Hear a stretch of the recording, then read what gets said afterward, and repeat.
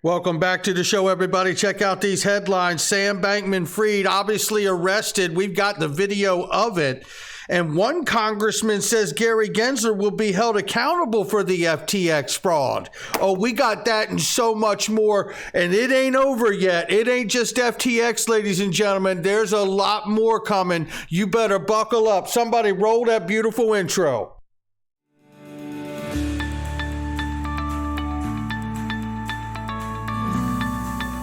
Digital Perspectives with Brad Kimes. Come on in.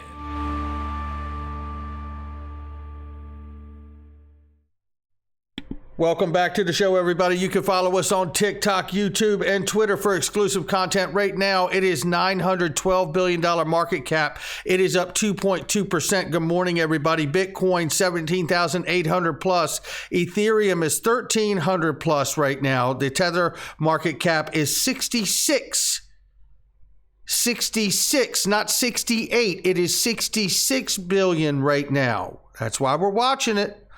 XRP is 39 cents. We got some information today to tell you we're right to watch it. Stay with us. Right now, Uphold is back on the platform of Link2, ladies and gentlemen. Now, I tell you, I love my sponsor, and I love being a customer. And let me tell you something else. I wanted Uphold, and it was out, so it's back on the board. How long? I don't know. But you need to listen to this. If you're accredited, take a listen to this. If you're not, listen to this. Think about, you're here in this space to make money. So if you don't qualify to get this stuff yet, pay very close attention, because when you do qualify, you're going to want to know about things like this. Hi, everyone. Ray here with a quick update. Backed by popular demand, Uphold, the fintech company which has powered more than $4 billion in transactions, who recently obtained their licenses to operate as a crypto wallet provider in the two most advanced regulatory regimes in the world, is available for investing on Link2's platform. But not for long, because it's a limited amount, and this is going to be our last Uphold equity release of the year. Friendly reminder, all companies available on our platform are currently available at the minimum investment of $5,000, and we've extended the discounts from our $10,000 tier price to our $5,000 tier price, so that all of our members can take advantage of the discounts on the table for all of our portfolio companies. Additionally, I'm going to tell you right now, that is remarkable. Listen, they don't do that very, it doesn't last long. Click the link underneath the video. Tell them I said come on in. Take a look at this. Speaking about coming on in, Janet Yellen's trying to float the idea that we're going to have lower inflation by the end of next year. I believe by the end of next year, you will see much lower inflation if there's not an unanticipated shock. There are always... if there's not an unanticipated shock. That's what you call CYA, leaving the door open back there for yourself. She knows there's an unanticipated shock coming, because so does BlackRock. They predict that the equities will likely suffer more as they are not priced in for this recession, as the economic damage caused by the actions of central banks is still building. I told you the 2008 crisis was about real estate swaps and all of that business that went kaput. And lo and behold, BlackRock came back in and bought everything 40 to 60% off and made a mint as people's lives were ruined. This time, the collapse is at the feet of the central banks. And this is why you're seeing CBDCs be built. This is why you're hearing about new payment systems where a value can be derived from the utility and liquidity moving across them. They need a new money. And they want it more than we want it. They need it more than we want it. Don't believe it. It's still true. These people are professional liars. Happening now. CNBC, the anointer of Sam Bankman-Fried. He is the next JP Morgan, they said. He's the next Bernie Madoff. We add to this right now that we're getting some news that the Securities and Exchange Commission charged Sam Bankman-Fried. They've now come out with a release, literally, I think just now moments ago, if I'm looking at this properly. What they're suggesting is that the SEC's complaint since May 2019, they say, that they had raised more than $1.8 billion from equity investors, including $1.1 billion from 90 U.S.-based investors. And clearly they're complaining that SPX orchestrated what they call a years-long fraud to conceal FTX's investors. This goes to undisclosed diversion of FTX customer funds to Alameda Research. Also, that the undisclosed special treatment afforded Alameda on the FTX platform of an advantage, effectively. So we're going to look through all of this, but it's... Yeah, we're going to look through all of this. Look how he's trying to get his mind wrapped around it. This is a guy who created a show, Billions, about a character who was doing fraudulent activity in the storyline. But he can't get his mind wrapped around somebody actually doing it in real life. What a joke. Patrick McHenry. Congressman, wouldn't it be pretty easy to change the rules so that the SEC could protect investor interest in this? I mean, let me help Patrick out. You don't need to change the rules. What you need is people in market as market regulators like the SEC and CFTC to not turn a blind eye to who's sitting in your office because they happen to be the second largest donor to the Democratic Party. Now, that could apply to the Republican Party, too, if it all happened under their watch. So there is no free pass around here. But it just so happens that that's how that happened, right? But listen to what Patrick McHenry says here about creating a new regime. That's what they were created for. Isn't there a way to just say, yes, they can make sure that investors aren't being defrauded? Can't Congress fairly simply do that? Yes, and because the Securities Exchange Commission has failed to do that, we have to step in. Congress has to step in. What we've seen under the Gensler regime is he said, come on in and talk to me. Their reference from the Securities Exchange Commission is they refer to FTX as a unregulated crypto exchange. Well, there is no means to be a regulated crypto exchange here in the United States. There is no law that creates that structure, nor any regulation from the SEC. The one decision that Gary Gensler's made that has had an impact today is a lack of custody regulation for digital assets. And the SEC has made a proactive decision on custody that is problematic for consumers. I think we have to highlight that over a period of time and a number of hearings to come in order to get clarity and build out a solid regulatory regime. And a regulatory regime for crypto exchanges, at least is what he's saying there. We'll see how that shakes out. This right here is acknowledging the SEC filed a complaint against Sam Bankman-Fried. I put this in here to also acknowledge as well that the CFTC has also filed their own complaint. It is for show at this point. As Jim has reminded all of us, once the criminal case itself starts, this complaint from the SEC as well the CFTC, I'm adding in, will sit until the criminal case is over. The SEC will be sidelined on this because it's a civil matter and this is a criminal case trumps all. When the criminal case is done, Sam Bankman-Fried will settle with the SEC and Gensler will get another press conference. The SEC is the least of SBF's worries. Absolutely. And with that, there is inside the complaint of the CFTC definitely calls Ether and Tether commodities. Wasn't that a little interesting side note? Shout out to Eleanor Terra for that. Tom Emmer says that Gary Gensler knows that FTX was a fraud from its inception. This is egregious considering he had more meetings with Bankman-Fried than anyone in the space to discuss a crypto regulatory framework designed to benefit FTX alone. He will be held accountable. It says it right here. From the inception of FTX, Sam Bankman-Fried diverted FTX customer funds to Alameda, and he continued to do so until FTX's collapse in November just last month. That's what we're talking about here, right? This is happened because of the lack of regulatory oversight, and that happened because of the donor money, and then we put those blinders on. I see nothing, I hear nothing, right? Today we had Bill Huizenga, yesterday late afternoon, we had Bill Huizenga question John Ray, who is overseeing the FTX bankruptcy and debacle. And boy, does he shed some light here. I'm going to play two quick clips for you right here. You're going to need each one of them. Here's the first one. Some money. Absolutely. Okay. Can you provide some indication of whether customer funds from FTX.com were in fact transferred to Alameda Research? Well, it's definitely assets of customers in the .com silo were transferred to Alameda, no question about it.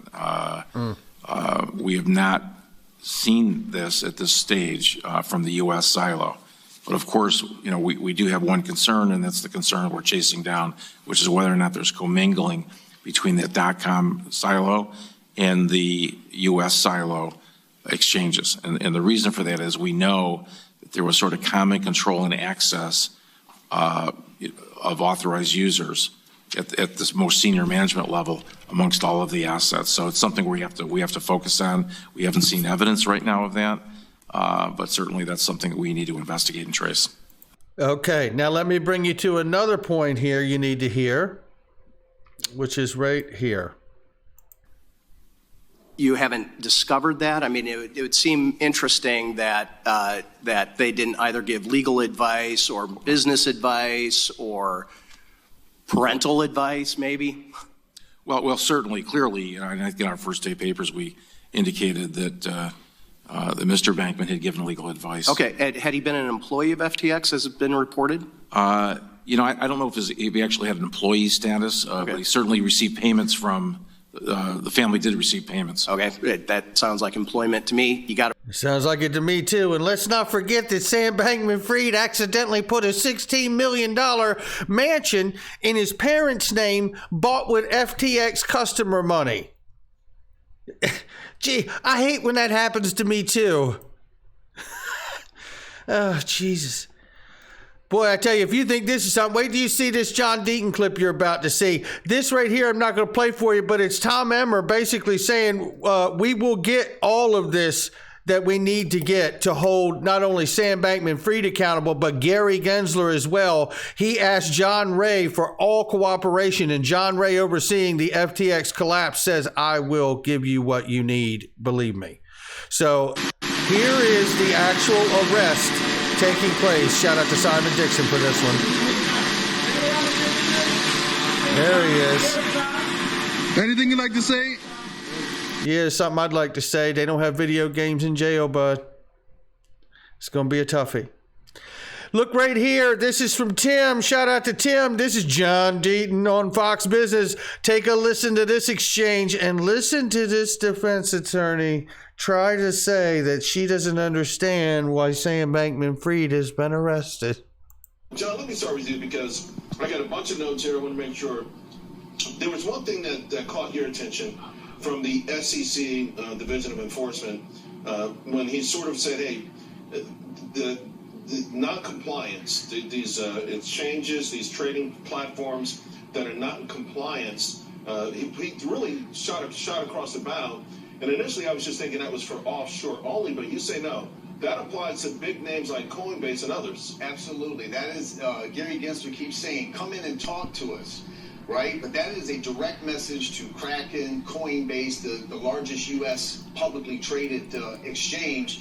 And I want to take note of something. Brian Armstrong, the CEO of Coinbase, last year complained that he couldn't get a meeting with Gary Gensler, and he runs the largest publicly traded exchange in the United States, yet Sam Bankman-Fried could. And so this is the problem we have, Charles. We have regulation by enforcement, something that Lisa and I could probably agree on. In the meantime, while he's meeting with Sam Bankman-Fried, he's got the library case, non-fraud, the Ripple case, non-fraud, a Dragon Chain, non-fraud, Kim Kardashian. Like, he's pursuing these non-fraud cases, but not telling Coinbase which exchange, which cryptos might be secured. And otherwise known as low-hanging fruit. Lisa, what was the biggest takeaway for you? You know, I'm really puzzled by, sorry, that's my dog, but I'm puzzled again by why they had to do this charge at this time. It's early. There are a lot of people who are involved in this case. There are lots of things that have to be tied up, and the receiver trustee in the bankruptcy has not gotten through it all. What was the big rush? Were we afraid that Sam Bankman-Fried was going to go to Russia or someplace we don't have an extradition treaty? He was just sitting there in the Bahamas. I am still puzzled by this. He's still puzzled by this, but he sent a letter himself to Congress saying he effed up. But she's still puzzled by this. Let me tell you what else she's puzzled by. I guess she didn't realize that Fox Business is a nationally syndicated show. You can't put your dog in the other room? What the hell is going on here? I don't get it. She's missing it all the way around. And I don't want anybody else to miss the plot either. Because if you think this is mutually exclusive from what is going on, I encourage you to think again. U.S. Attorney's Office may file charges against Binance soon.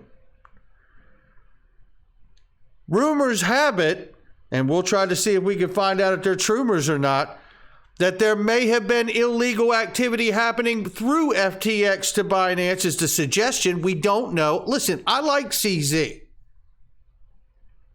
But this may be the way for the DOJ to come at Binance and cause a watershed moment for them. And if that happens, we're going to see what's next here in a second. Shout out to Black Swan Capitalist here. Should investors be concerned? Binance is undergoing an intense level of liquidity test, which will become a defining moment for the company's survival. It's unclear whether the exchange is insolvent or not. Binance temporarily, as we reported, halted the withdrawals of stablecoin USDC as investors' concerns mount after the FTX collapse. You know, I won't say who it was, but all the way back in the day when we made the documentary Cryptonaires, which you can see for free if you sign up and register on cryptoperformance.io, you can see that documentary for free, and I encourage you to go watch it. It's just an email, open an account on the exchange, cryptoperformance.io. You don't have to buy a thing. Cryptonaires, the movie, was made for this moment. It is more relevant now if you watch it than it was when we made it, because I made it for the moment we're in. Shout out to Dustin Planholt, my co-producing partner on that one, and Mike Jansen too. You know, what I believe we're seeing here is the next gun sight set on Binance's back.